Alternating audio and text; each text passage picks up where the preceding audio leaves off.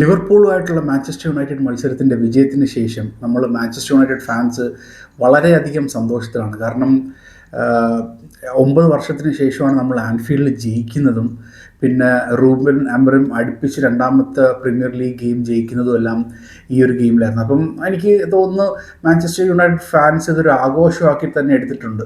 So rightly so അത് ആഘോഷിക്കേണ്ട ഒരു കാര്യം തന്നെയാണ്. പക്ഷേ എന്നിരുന്നാൽ പോലും നമുക്ക് അതിൻ്റെയും കാട്ടി വലിയൊരു ടെസ്റ്റ്, ഒരു വലിയൊരു കടമ്പ ഇനി കടക്കാനുള്ളതെന്ന് പറഞ്ഞാൽ ബ്രൈറ്റൺ ആണ്. അടുത്ത കളി ബ്രൈറ്റൺ ആയിട്ടുള്ള മത്സരമാണ്.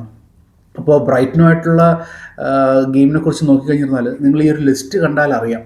അതായത് കഴിഞ്ഞ 7 ഗെയിംസിൽ നിന്നും മാഞ്ചസ്റ്റർ യുണൈറ്റഡ് 6 കളി തോറ്റിട്ട് ആണ് നിൽക്കുന്നത്. ബ്രൈറ്റൺ നമുക്കെതിരെ 3 പ്രാവശ്യം ഓൾഡ് ട്രാഫോർഡിലും 3 പ്രാവശ്യം ബ്രൈറ്റൻ്റെ സ്റ്റേഡിയത്തിൽ നമ്മളെ തോൽപ്പിച്ചിട്ടുണ്ട്. അപ്പോൾ നമ്മളാകെ ഒരു വിജയമാണ് കഴിഞ്ഞ 7 പ്രാവശ്യമായിട്ട് നേടിയിട്ടുള്ളത്. അപ്പോൾ ഈ കഴിഞ്ഞ കുറച്ച് നാളുകളായിട്ട് മാഞ്ചസ്റ്റർ യുണൈറ്റഡിന് ഏറ്റവും വേട്ടയാടുന്ന ഒരു ടീം എന്ന് പറയാം ബ്രൈറ്റൺ.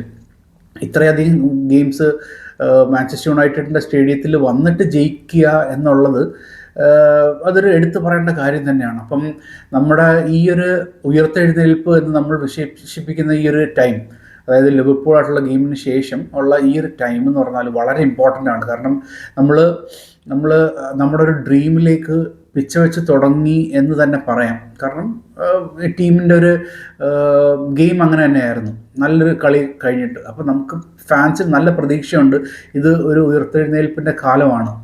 അപ്പോൾ അടുത്ത ഗെയിം ബ്രൈറ്റനുമായിട്ടുള്ള ഗെയിമാണ്. അപ്പം ബ്രൈറ്റൺ എന്നുള്ളൊരു കടമ്പ കടക്കാൻ മാഞ്ചസ്റ്റർ യുണൈറ്റഡിന് കഴിയുമോ എന്ന് നിങ്ങൾ പറയുക.